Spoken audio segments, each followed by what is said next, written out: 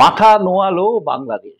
বাংলাদেশ কিন্তু খুব ভালোভাবেই জানে যে ভারতের সঙ্গে সুসম্পর্ক না রাখলে, ভারতের সঙ্গে বাণিজ্য না রাখলে বাংলাদেশের কিন্তু চলবে না। কিছুদিন আগে বাংলাদেশকে ভারত লক্ষ লক্ষ ডিম পাঠিয়েছে, প্রচুর আলু পাঠিয়েছে, পেঁয়াজ পাঠিয়েছে। তার আগে বাংলাদেশের পাকিস্তানের পেঁয়াজ আনিয়ে কি অভিজ্ঞতা হয়েছিল না, তার মধ্যে পাওয়া গেছিল পেঁয়াজের মতো দেখতে পাথর। এবং এই পাকিস্তান একটা দেউলিয়া দেশ, সেখানে তাদের সঙ্গে ব্যবসা বাণিজ্য করে যে খুব একটা লাভ হবে না, এটা বাংলাদেশ ধীরে ধীরে বুঝতেই পারছে।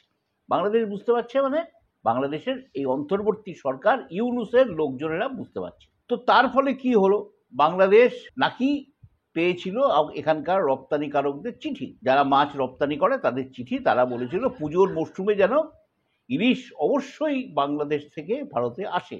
সে কথা মেনে নিয়ে বাংলাদেশ জানিয়েছে যে হ্যাঁ, তারা ইলিশ পাঠাবে পুজোর আগে।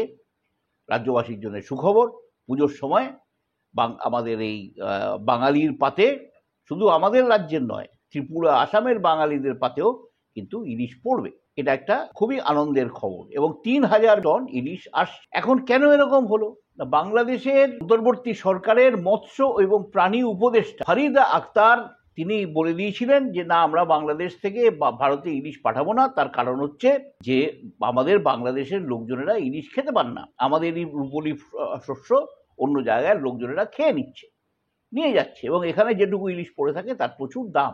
দেখা গেছে ইলিশ রপ্তানি বন্ধ করে দিয়ে কিন্তু চোরাচালান বাড়ছে। পশ্চিমবঙ্গ, অসম, ত্রিপুরা, এই সমস্ত জায়গায় কিন্তু চোরাচালানের পর চোরাচালান আসছে এবং সেগুলো সীমান্তে ধরা পড়ছে। এবং এটা করে তো লাভ হচ্ছে না কিছু। ওদেশের যে সমস্ত মাছ রপ্তানিকারকরা ছিলেন তারা বাংলাদেশের সরকারের এই সিদ্ধান্তে অত্যন্ত ক্ষুব্ধ। তার কারণ হচ্ছে তাদের ব্যবসা কিন্তু মার খাচ্ছে। তাদের তো ওই পণ্য বলতে বিশেষ কিছু নেই, ইলিশটাই তাদের সম্ভব বেশিরভাগ ক্ষেত্রেই। এখন এইভাবে একে একে চোরাচালান ধরা পড়ার পরে বাংলাদেশ সরকার বুঝতে পেরেছে যে যদি এইভাবে চলতে থাকে পুজোর সময় কিন্তু এই চোরাচালান আর ঠেকানো যাবে না। ইলিশের স্রোত কিন্তু শরণার্থীদের মতনই বা সে দেশের অত্যাচারিত নিপীড়িত মানুষের মতোই কিন্তু হুড়হুড় করে সীমান্ত পেরিয়ে ভারতে ঢুকে পড়বে এবং বাংলাদেশ সরকারের বিনা অনুমতিতেই সেটা হবে। এবং তার ফলে শেষ পর্যন্ত বাংলাদেশ রাজি হয়েছে যে ৩,০০০ মেট্রিক টন ইলিশ পুজোর আগে পাঠানো হবে। তা এখন কিন্তু বাংলাদেশ যাকে বলে ওই ভাঙবে তবু মচকাবে না, সেই কারণের জন্য তারা আবার রপ্তানিকারকদের চিঠি পাওয়ার পরে তারা জানিয়েছে যে ২৪শে সেপ্টেম্বর দুপুর ১২টার মধ্যে সে দেশের মানে বাংলাদেশের বাণিজ্য মন্ত্রকের কাছে আবেদন জানাতে হবে এই ইলিশ চেয়ে। অর্থাৎ আমি ইলিশ দিতে রাজি আছি, কিন্তু তুমি আগে আবেদন করো, তারপরে তো। এখন স্বাভাবিকভাবেই বাঙালি ইলিশের জন্য পাগল। এই রূপলি শস্য আমাদের প্রত্যেকেরই প্রিয়, এমন কোনো লোক নেই যার মানে এমন কোনো আমাদের বোধহয় বাঙালি নেই যে ইলিশ মাছ খেতে পছন্দ করে না।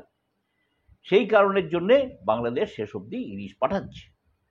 যাই হোক, পুজোর সময় আমাদের রসনা পরিতৃপ্ত হবে এই আশা নিয়ে আজকে এই পর্যন্ত। নমস্কার। আমাদের এই ভিডিও শেয়ার করুন, লাইক করুন এবং সাবস্ক্রাইব করুন। বেঙ্গল পলিটিক্সকে এগিয়ে যেতে সাহায্য করুন।